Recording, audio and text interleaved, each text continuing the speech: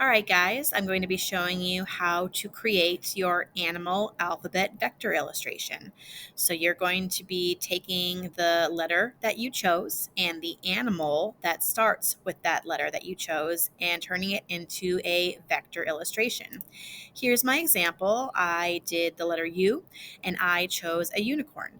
Now, even though a unicorn isn't a real animal, I still used a picture of a real animal to create this vector illustration. And that's what you're going to be doing. You guys are going to use this website linked on your assignment called unsplash.com for beautiful free images and pictures to find your animal picture. This will make sure that you find a really nice high quality picture and that you're using a picture that you have permission to use, that it's free to use. Not everything on Google is free to use. That's why we're using this website to find our picture.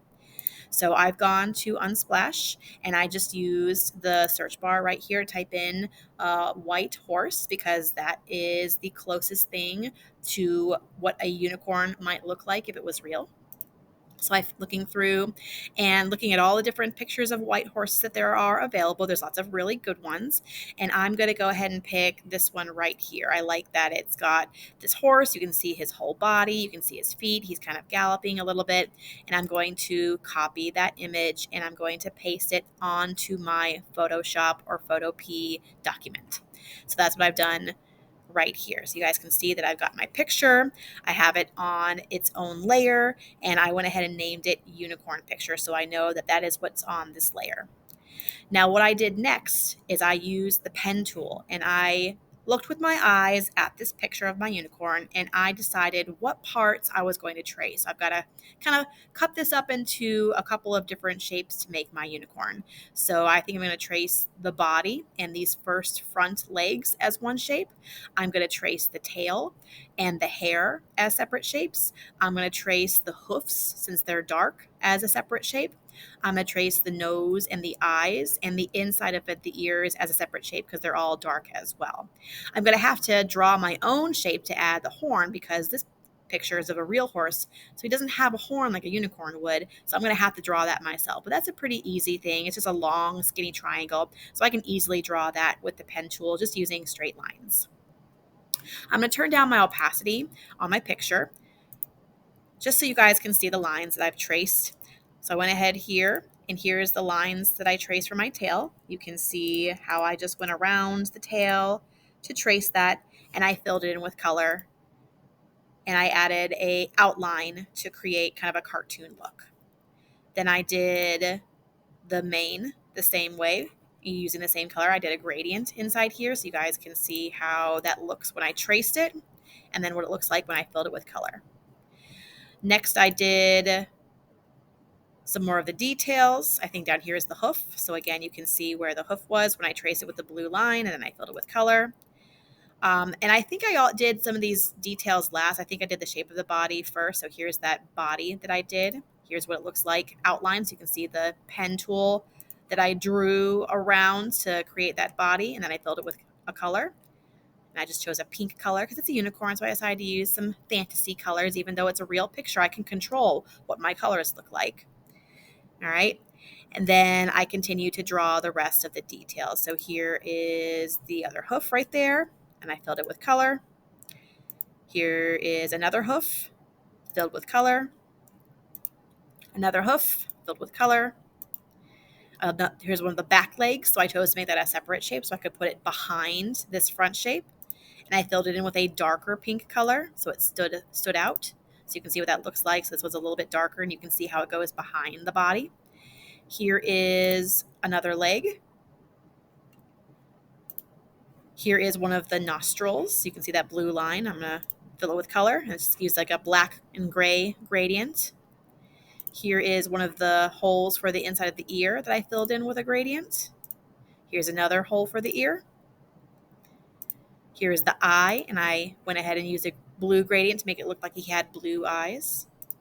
Here is part of the mane that goes in front of his head. So I did it in a separate piece so I could have a piece of his hair that goes kind of behind his body and a piece that goes in front. And I filled that with the same color, a little bit of a darker color, still a gradient. Here's another piece of the hair, filled it with color. And finally, here's the horn that I just drew using the pen tool with two straight lines and a curvy line at the bottom. And I filled that in with color as well.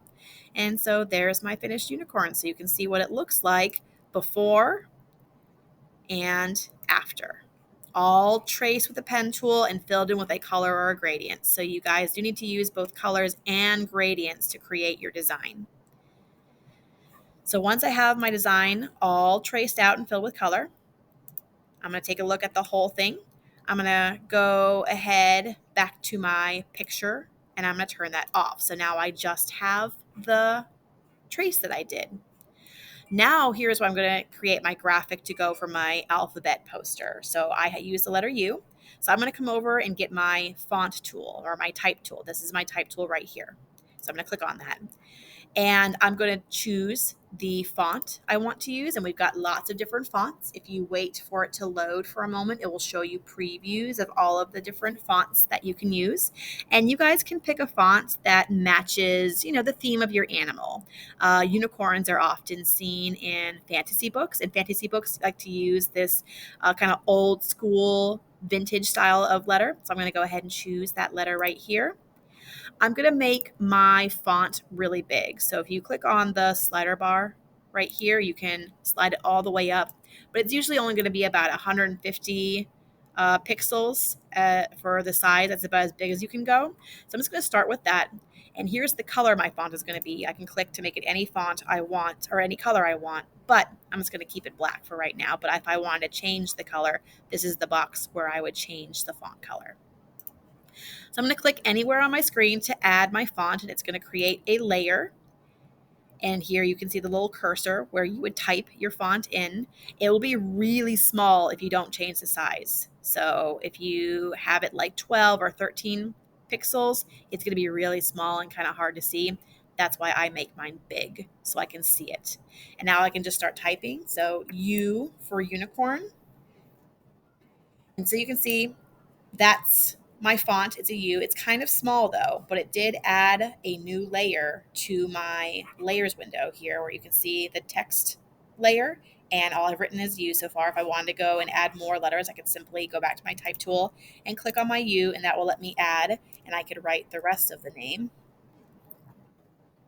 But I want to do something where I create the U really big and the rest of the letter really small. So I'm just going to highlight just the U, and I'm going to go back up to my size, and I'm going to change this to be, let's try 300 and see how that looks. All right, it's a little bit bigger, and I'll just go ahead and stick with that for right now, because what I can do now is I can use my move tool and take my font, and I can put it anywhere I want, and I can make it as big as I want it by clicking and dragging. All right, it's currently underneath my vector, my illustration here, because if you see the layers, the unicorn's underneath all of these shapes that I made for my unicorn. So if I want that text to be on top of my drawing, I'm just going to drag that layer all the way to the top and put it on top. And now I can move my font and I can put it anywhere I want. Maybe I'll put it right underneath my unicorn so it looks like he's kind of standing on it.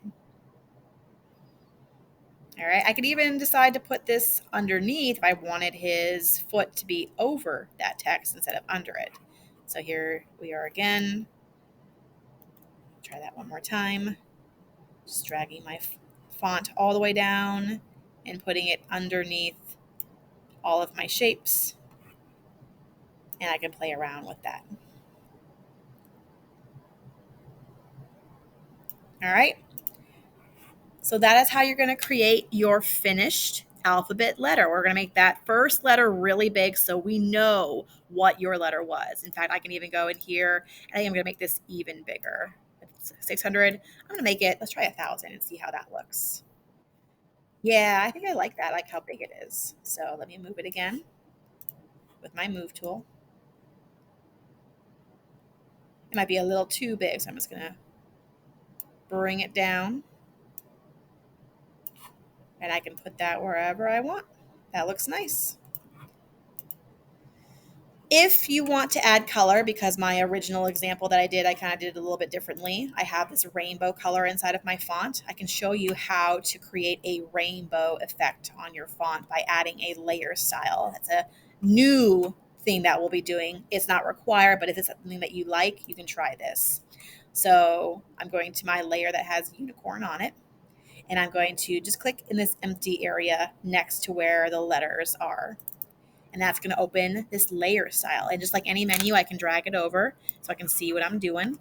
And I can go down to where it says gradient overlay, and I can choose a gradient. And see, you see how it's already a black and white gradient, and I can go down and I can choose like a rainbow one.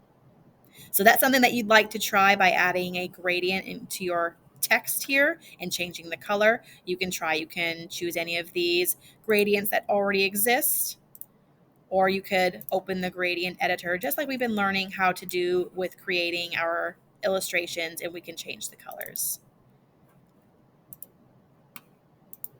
All right. So there's my finished alphabet illustration. It's beautiful. So you're going to save this as a PSD and turn it in. Remember that you may need to rearrange your shapes. So you may need to pick and choose where the parts of your unicorn or whatever animal that you're working on go. So if your tail needs to be pulled in front or behind, you can just rearrange them on your list of layers here. All right, have fun.